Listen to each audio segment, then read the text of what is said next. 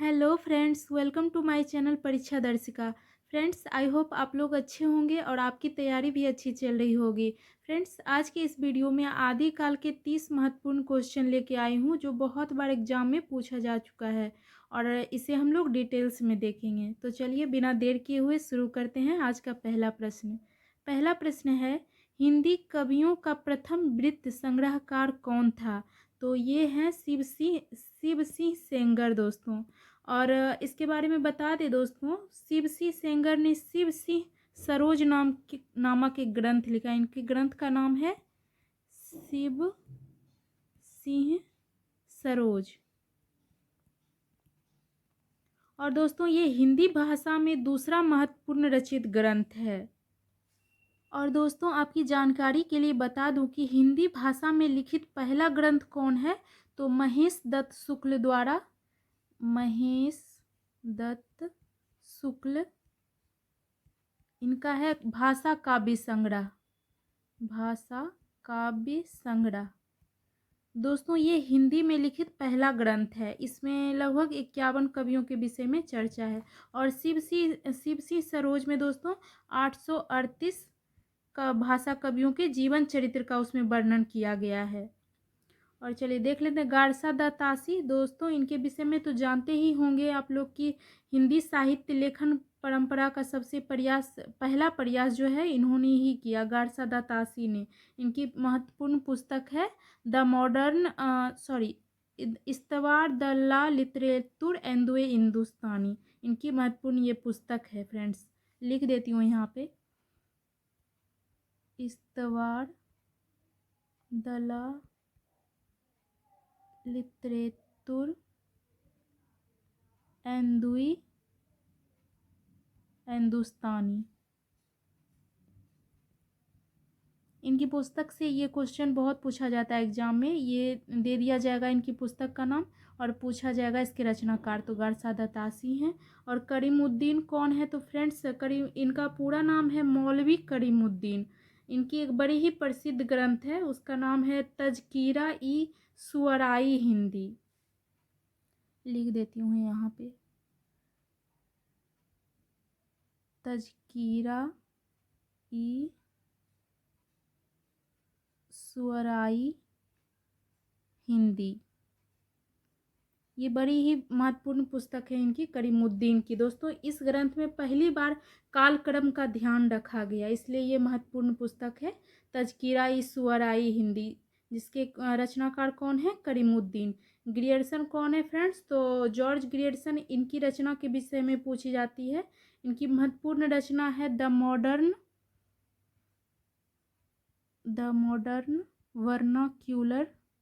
Vernacular literature of Hindustan. दोस्तों सच्चे अर्थ में हिंदी साहित्य का पहला इतिहास ग्रंथ ये माना जाता है, the modern vernacular literature of Hindustan, जिसके रचनाकार कौन है? जॉर्ज ग्रियर्सन है। क्योंकि दोस्तों इसमें ग्रियर्सन ने कवियों और लेखकों का काल क्रमानुसार वर्गीकरण किया है। चलिए अगला प्रश्न देखते हैं। The modern vernacular literature of Hindustan में वर्णित कवियों की संख्या पूछा गया है यहाँ पे। दोस्तों यह किसकी ग्रंथ है? तो अभी जस्ट पहला प्रश्न में देखे थे कि इसके रचनाकार हैं जॉर्ज ग्रियर्सन। जॉर्ज ग्रियर्सन इसके रचनाकार हैं। और फ्रेंड्स इसमें बता दूं कि 952 कवियों को शामिल किया गया इसमें। इसका प्रकाशन कब हुआ? तो इसका प्रकाशन 1888 ईस्वी में हुआ। कहीं कहीं इसका प्रकाशन वर्ष भी पूछ दिया जाता है, लेकिन विशेषकर यही पूछा जाता है कि modern vernacular literature of Hindustan किसका है? तो जॉर्ज ग्रियर्सन इसके रचनाकार हैं। चलिए अगला प्रश्न है हमारा, हिंदी नवरत्न के लेखक हैं। तो हिंदी नवरत्न के लेखक कौन है? तो मिश्र बंधु। दोस्तों मिश्र बंधु के विषय में बताई थी आपको पिछले वीडियो में कि ये 3 भाई थे, गणेश बिहारी मिश्र, श्याम बिहारी मिश्र, सुखदेव बिहारी मिश्र। और दोस्तों ये तीनों भाई मिश्र बंधु नाम से हिंदी साहित्य में प्रसिद्ध हुए। फ्रेंड्स हिंदी नवरत्न के लेखक यही हैं। और इस पुस्तक की जो रचना है कब हुआ, तो 1910 ईस्वी में इसका प्रकाशन हुआ। शिव सिंह, इनका पूरा नाम शिव सिंह सरोज था। और फ्रेंड्स इनका ग्रंथ का नाम है शिव सिंह सरोज। शिव सिंह सरोज ये कब प्रकाशित हुआ, 1883 ईस्वी में इनका ग्रंथ प्रकाशित हुआ। वियोगी हरि ये उपनाम है फ्रेंड्स, किसका उपनाम है, तो हरि प्रसाद जी का उपनाम है। हरि प्रसाद, पूरा नाम इनका है हरि प्रसाद वियोगी। वियोगी हरि ये इनका पूरा नाम है। वियोगी हरि इनका उपनाम है। और ये हिंदी साहित्यकार थे और आधुनिक ब्रजभाषा के प्रमुख कवि भी थे ये वियोगी हरि। इनकी एक प्रसिद्ध रचना है दोस्तों वीर सतसई।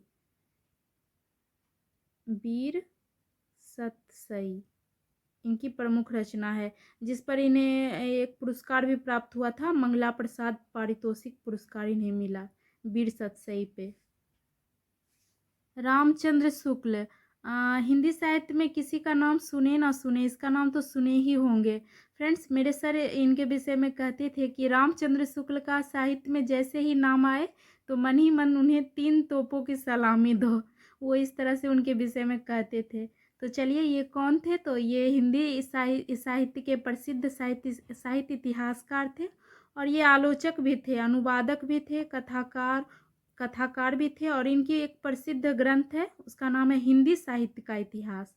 बहुत ही प्रसिद्ध ग्रंथ है हिंदी साहित्य का इतिहास। इसका प्रकाशन कब हुआ, 1929 ईस्वी में। इसका प्रकाशन वर्ष भी और इस ग्रंथ को भी बहुत पूछा जाता है एग्जाम में, तो ध्यान में रखिएगा। अगला प्रश्न है हमारा फ्रेंड्स, इस्तबार दल्ला लिटरेतुर एंदुए हिंदुस्तानी ग्रंथ किस भाषा में लिखा गया। तो फ्रेंड्स इसके रचनाकार कौन है, तो इसके रचनाकार हैं गारसा द तासी। गारसा द तासी इसके रचनाकार है। ये फ्रेंच विद्वान थे फ्रेंड्स, और इन्होंने हिंदी साहित्य इतिहास लेखन का पहला प्रयास किया है। दोस्तों इनकी ग्रंथ फ्रेंच भाषा में है। और ये जो पुस्तक है इसके 2 भाग हुए, 2 भागों में विभाजित किया गया। पहला भाग का प्रकाशन 1839 ईस्वी में हुआ और दूसरा का प्रकाशन 1847 ईस्वी में हुआ। और इससे एक और क्वेश्चन पूछा जाता है कि इस पुस्तक के दूसरा भाग का संस्करण कब हुआ। ये तो पहला मतलब ये पुस्तक को 2 भागों में बांटा गया। पहला का प्रकाशन 1839 में, 1847 में दूसरा का हुआ। और दूसरा भाग का संस्करण पूछे तो 1871 ईस्वी सही कीजिएगा। चलिए इसी तरह अगला क्वेश्चन देखते हैं, मिस्र बंधु विनोद में हिंदी साहित्य के इतिहास को कितने कालों में विभाजित किया। तो फ्रेंड्स मिस्र बंधु विनोद किसकी रचना है, तो इसके रचनाकार हैं मिस्र बंधु। मिस्र बंधु इसके रचनाकार है। और ये फ्रेंड्स ये उनका ग्रंथ है। इस रचना में लगभग 4500 कवियों का जीवन वृत्त दिया है इसमें। और दोस्तों यह ग्रंथ बहुत महत्वपूर्ण है क्योंकि इसमें अनेक अज्ञात कवियों को प्रकाश में लाया गया और उनके साहित्यिक महत्व को स्पष्ट किया गया इस ग्रंथ के माध्यम से। और दोस्तों इन्होंने इस ग्रंथ के माध्यम से साहित्य इतिहास को 5 कालों में विभाजित किया। 5 काल में वो कौन कौन था, तो उसका नाम था प्रारंभिक काल, माध्यमिक काल, अलंकृत काल, रीतिकाल को इन्होंने अलंकृत काल कहा, परिवर्तन काल, ये इन्होंने आधुनिक काल को कहा, और वर्तमान काल। इस तरह से इन्होंने हिंदी साहित्य के इतिहास को 5 काल में विभाजित किया।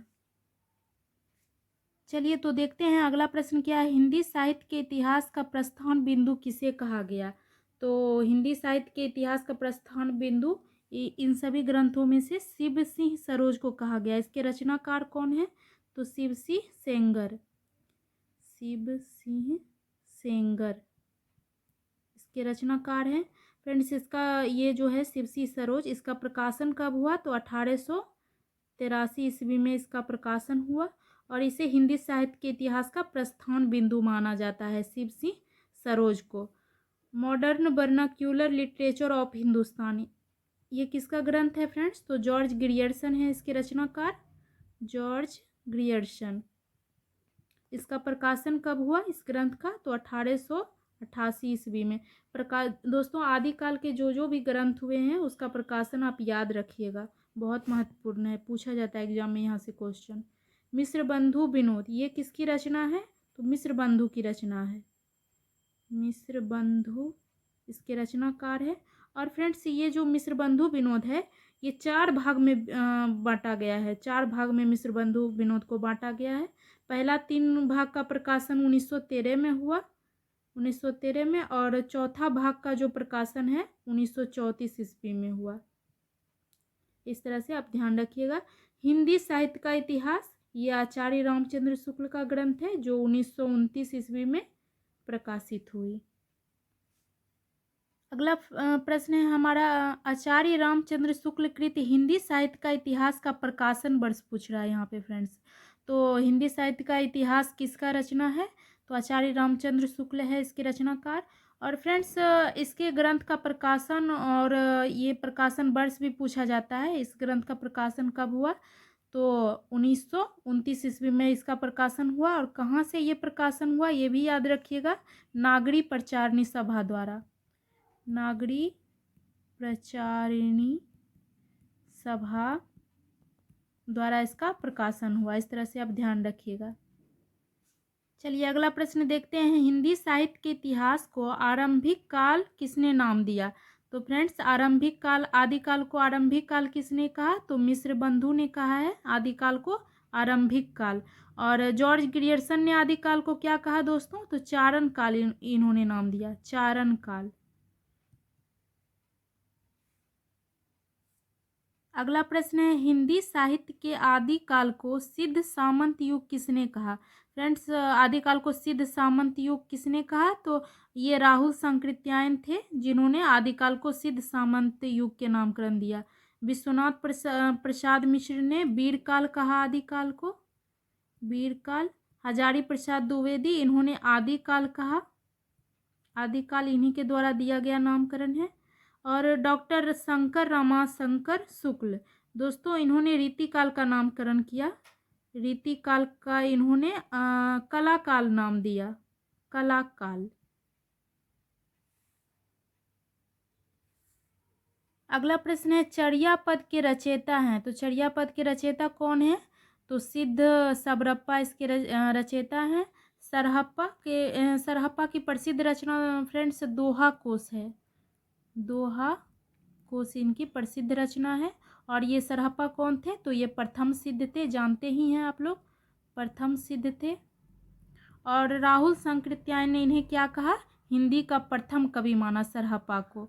इस तरह से देख लेते हैं लुइप्पा, तो फ्रेंड्स ये 84 सिद्धों में ये बहुत प्रसिद्ध सिद्ध थे लुइप्पा। और इनकी प्रसिद्ध पुस्तक है चर्या गीत कोशकार, चर्या गीत कोश, चर्या गीत कोश इनकी रचना का नाम है।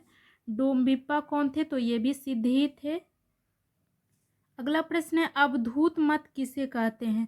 फ्रेंड्स अवधूत जो है ये योगी को कहा जाता है। अवधूत की स्थिति अत्यंत उच्च मानी जाती है और ये सभी प्रकार के प्रकृति विकारों से मुक्त होते हैं। और फ्रेंड्स भगवान शंकर भी इसी संप्रदाय से आते थे, अवधूत संप्रदाय से ये आते थे। जैन संप्रदाय, तो फ्रेंड्स जैन धर्म के 2 संप्रदाय हुए, एक श्वेतांबर, श्वेतांबर और एक दिगंबर। सिद्ध संप्रदाय किसे कहा जाता है फ्रेंड्स? तो ये भी प्राचीन संप्रदाय थी और ये इसमें ऊंच नीच की भावना से ये परे योगियों का संप्रदाय था, सिद्ध संप्रदाय। आगे देख लेते हैं सगुण संप्रदाय। दोस्तों भक्ति काल को 2 संप्रदाय में बांटा गया, एक निर्गुण संप्रदाय, निर्गुण, और एक सगुण। जो ईश्वर के निर्गुण निराकार रूप का ध्यान करते हुए मोक्ष की प्राप्ति चाहता था वो निर्गुण संप्रदाय के कहलाए। जैसे कबीर हो गए निर्गुण संप्रदाय के, नानक, ये सब निर्गुण संप्रदाय के थे। सगुण संप्रदाय फ्रेंड्स ये ईश्वर के सगुण रूप अवतार का रूप, भगवान के अवतार रूप को ये मानते थे और मोक्ष की प्राप्ति की इच्छा रखते थे। इसके कौन कौन हुए कवि? तो तुलसीदास इसके कवि हुए, और जैसे सूरदास। तो इस तरह से देख लिए सगुण संप्रदाय। नाथ संप्रदाय देखते हैं। तो फ्रेंड्स नाथ संप्रदाय जो है ये सिद्ध संप्रदाय के बाद आया ये संप्रदाय है, और इसके प्रवर्तक गोरखनाथ माने जाते हैं। ये क्वेश्चन पूछा जाता है एग्जाम में, नाथ संप्रदाय के प्रवर्तक कौन है? तो गोरखनाथ। इस तरह से ये आप याद रखिएगा। अवधूत मत किसे कहते हैं? तो नाथ हो जाएगा, नाथ संप्रदाय। इस तरह से अगला प्रश्न देखते हैं, पुष्य को हिंदी का प्रथम कवि किसने माना? तो पुष्य को हिंदी का प्रथम कवि शिव सिंह सेंगर मानते हैं। और मिश्र बंधु के विषय में तो बता ही दिए कि ये 3 भाई थे। इनकी प्रसिद्ध रचना है मिश्र बंधु विनोद। राहुल सांकृत्यायन फ्रेंड्स, इन्हें महापंडित की उपाधि दी गई। हिंदी के प्रमुख साहित्यकार थे, और दोस्तों इन्हें यात्रा साहित्य के पितामह कहा जाता है। यदि क्वेश्चन पूछे एग्जाम में यात्रा साहित्य के पितामह कौन है? तो राहुल सांकृत्यायन। हजारी प्रसाद द्विवेदी ये प्रसिद्ध निबंधकार, आलोचक और उपन्यासकार भी थे, और आदिकाल का जो नामकरण है इन्होंने ही किया, आदिकाल नाम दिया इन्होंने। अगला प्रश्न है फ्रेंड्स, आदिकाल को चारण काल किसने कहा? तो आदिकाल को चारण काल राम कुमार वर्मा ने कहा। फ्रेंड्स इन्होंने राम कुमार वर्मा ने आदिकाल को संधि काल और एवं चारण काल कहा।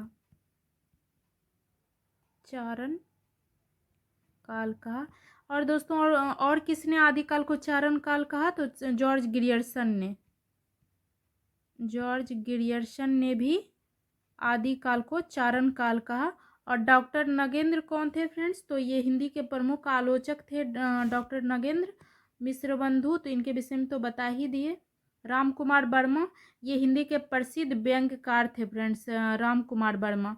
और हास्य कृति के रूप में भी ये जाने जाते थे, ये हास्य कृति बहुत लिखते थे।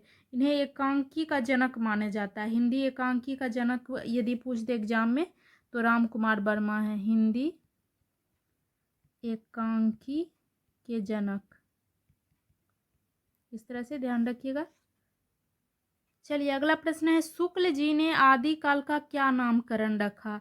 तो यहाँ पे नहीं दिया हुआ है ऑप्शन में फ्रेंड्स, लेकिन यह आप ध्यान रखिएगा, इन्होंने आदिकाल को वीरगाथा काल कहा, वीरगाथा काल। और आधुनिक काल को इन्होंने गद्य काल कहा।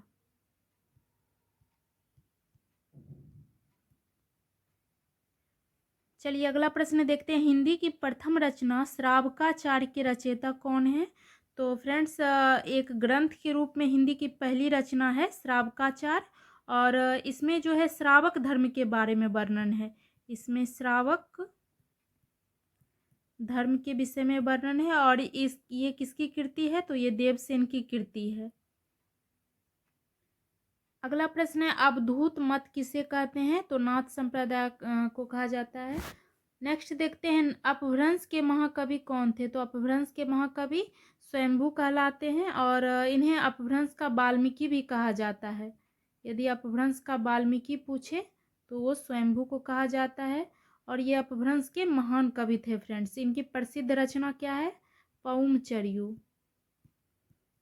पौमचर्यू इनका प्रसिद्ध ग्रंथ है। और फ्रेंड्स इस रचना को पिछले वीडियो में हम लोग डिटेल से देखे थे, पौमचर्यू में क्या है, कितने भागों में बांटा है। हेमचंद्र ये जैन कवि थे, चलिए आगे देखते हैं, आदिकालीन काव्य में किस काव्य प्रवृत्ति का अभाव था फ्रेंड्स? तो आदिकालीन काव्य में राष्ट्रीय चेतना का अभाव था। दोस्तों हिंदी साहित्य में राष्ट्रीय चेतना देखिए तो आदिकाल में जो है केंद्रीय सत्ता का अभाव के कारण राष्ट्रीयता का भावना का बहुत अभाव था आदिकाल में। भक्ति काल में देखें तो दोस्तों इस काल के कवियों ने अपनी रचनाओं के माध्यम से लोगों में सोई हुई राष्ट्रीयता को जगाने का प्रयास किया। जहां एक और कवि ने निराकार ब्रह्म की उपासना कर उच्च आदर्श प्रदान की और अपने वाणी के माध्यम से सामाजिक बुराई, धर्म आडंबर इस सब पर चोट किया, जीवन में नया संचार प्रदान किया कबीर ने। वहीं दूसरी ओर देखें तो राष्ट्रीय भक्त तुलसी ने राम को लोक रक्षक के रूप में स्थापित कर सांस्कृतिक एकता का शक्ति प्रदान किया। रीतिकाल में देखें तो रीतिकाल में सूरदास ने कृष्ण की विविध लीलाओं के माध्यम से आध्यात्मिक चेतना का संचार किया और समाज को अच्छे कर्म के लिए जागृत किया। और दोस्तों हिंदी साहित्य का आधुनिक काल तो जानते ही हैं कि ये काल पूरा का पूरा राष्ट्रीय चेतना का भावना से ओतप्रोत था। इस तरह से देख लिए आदि काल में जो है राष्ट्रीय चेतना का बहुत अभाव था। चलिए नेक्स्ट देखते हैं आदिकाल को बीज वपन काल किसने कहा। तो फ्रेंड्स आदिकाल को बीज वपन काल महावीर प्रसाद द्विवेदी ने कहा। लक्ष्मी सागर वार्ष्णेय कौन थे। तो ये दोस्तों गारसा दत्तासी की पुस्तक जो है इस्तबार दल्ला लिटरेचर एंदु हिंदुस्तानी, उसका हिंदी में इन्होंने अनुवाद हिंदुई साहित्य के इतिहास से किया। हिंदुई साहित्य के इतिहास, ये गारसा दत्तासी की पुस्तक का अनुवाद इन्होंने हिंदी में किया। चलिए अगला प्रश्न देखते हैं। आचार्य रामचंद्र शुक्ल ने आदिकाल के तृतीय प्रकरण में किसका विवेचन किया। तो आदिकाल के तृतीय प्रकरण में इन्होंने वीर गाथा काव्य का विवेचन किया। चलिए नेक्स्ट देखते हैं। 84 सिद्धों में प्रथम सिद्ध कौन थे। तो फ्रेंड्स प्रथम सिद्ध 84 सिद्धों में सरहपा थे, ये तो जानते ही हैं। और लुइप्पा को देख ले तो फ्रेंड्स ये जो है सिद्धों में सबसे ज़्यादा ये प्रसिद्ध हुए लुइप्पा। चलिए अगला प्रश्न देखते हैं। 63 सलाका पुरुषों के जीवन का वर्णन हुआ है। तो किसमें हुआ है। महापुराण में। फ्रेंड्स इसके दो भाग है, आदि और उत्तर भाग। आदि भाग और उत्तर भाग। इसके रचनाकार कौन है आदि भाग के। तो जिनसेन इनके रचनाकार हैं। और उत्तर भाग के रचनाकार कौन है। तो इन्हीं के शिष्य हैं जिनसेन के, गुणभद्र उनका नाम है, गुणभद्र। इस तरह से ये महापुराण दो भाग में बटा है, आदि भाग उत्तर भाग में। आदि भाग के रचनाकार जिनसेन है, उत्तर भाग के गुणभद्र। और इसमें जो है महापुराण में 63 सलाका पुरुषों के जीवन का वर्णन हुआ है। चलिए अगला प्रश्न है। आदि काल में चरित काव्य सर्वाधिक किस साहित्य में रचे गए। तो जैन साहित्य में रचा गया। चरित काव्य क्या है फ्रेंड्स। तो इसमें मुख्य रूप से किसी महापुरुष या वीर पुरुष का चरित्र का वर्णन होता है चरित काव्य में। अगला प्रश्न है। सिद्ध कवियों की प्रतीकात्मक भाषा को क्या कहा गया। तो इनकी प्रतीकात्मक भाषा सदुकड़ी कहलाई फ्रेंड्स। और इस भाषा में फ्रेंड्स अर्थ स्पष्ट होने पर ही ये समझ में आती थी ये भाषा। चलिए अगला है। गोरी सोवे सेज पर मुख पर डारे केस, ये पंक्ति किसकी है फ्रेंड्स। ये इसकी पूरी पंक्ति है। गोरी सोवे सेज पर मुख पर डारे केस, चल खुसरो घर आपने रैन भई चहुदेश। पूरी पंक्ति हुआ। इसके कौन है रचनाकार। तो अमीर खुसरो हैं फ्रेंड्स। इसका अर्थ है कि मेरे प्रिय बिस्तर पर लेटे हुए हैं, इन्होंने संसार से पर्दा कर लिया, इसके जाने से के साथ ही संसार की रोशनी भी चली गई, अब यहाँ अंधेरा ही अंधेरा है। तो दरअसल फ्रेंड्स यह पंक्ति जो है, यह पंक्ति खुसरो ने अपने गुरु निजामुद्दीन औलिया की मृत्यु पर गाया। जब खुसरो ने औलिया का मृत शरीर देखा तो उनके मुख से यही पंक्ति निकली। कहीं कहीं तो यह भी लिखा है फ्रेंड्स कि खुसरो ने निजामुद्दीन औलिया की मृत्यु पर वो इतने शोकाकुल हो गए खुसरो कि इस पंक्ति को बोलकर ही वो वहीं गिर गए और उनकी मृत्यु हो गई। तो चलिए इस तरह से आगे देखते हैं प्रश्न क्या है। परमाल रासो काव्य कृति के रचयिता है। तो परमाल रासो के रचनाकार कौन है। तो जगनिक है। नल सिंह इनकी रचना है। विजयपाल रासो, विजयपाल रासो इनकी रचना है। सारंगधर इनकी रचना है। हमीर रासो, हमीर रासो इनकी रचना है। चलिए आगे देखते हैं। बुद्धि रासो काव्य है, तो इसका हो जाएगा बुद्धि रासो जो है ये प्रेम काव्य है फ्रेंड्स। चलिए अगला प्रश्न देखते हैं। अमीर खुसरो को अवधी का प्रथम कवि किसने माना? तो राम कुमार वर्मा ने माना है इन्हें। नेक्स्ट है प्रशस्ति मूलक मुक्तक काव्य है। तो फ्रेंड्स ये प्राकृतिक पेंगलम है और इसके रचनाकार कौन है? तो हेमचंद्र है इसके रचनाकार, हेमचंद्र है। और ये जो है प्राकृतिक पेंगलम फ्रेंड्स ये छंद शास्त्र का ग्रंथ है, छंद शास्त्र का ग्रंथ है। इसमें प्राकृत और अपभ्रंश के छंदों का वर्णन किया गया है। चलिए आगे देखते हैं। ढोला मारू रादुहा के रचयिता कौन है? तो इसके रचयिता है कुशल लाभ, इसे कलोल कवि भी कहते हैं, कलोल कवि इनका नाम है। और दोस्तों ये जो है एक लोक भाषा काव्य है, ये लोक भाषा काव्य है। इसमें राजकुमार ढोला और राजकुमारी मारू की प्रेम कथा का वर्णन किया गया और इसके रचनाकार कौन है? कलोल कवि। तो फ्रेंड्स इस प्रश्न को आप खुद भी प्रैक्टिस कीजिए और देखिए कि कितना सही और कितना गलत हो रहा है। कमेंट कीजिए और वीडियो को लाइक कीजिए। चैनल पे न्यू है तो सब्सक्राइब कर लीजिए। Thank you.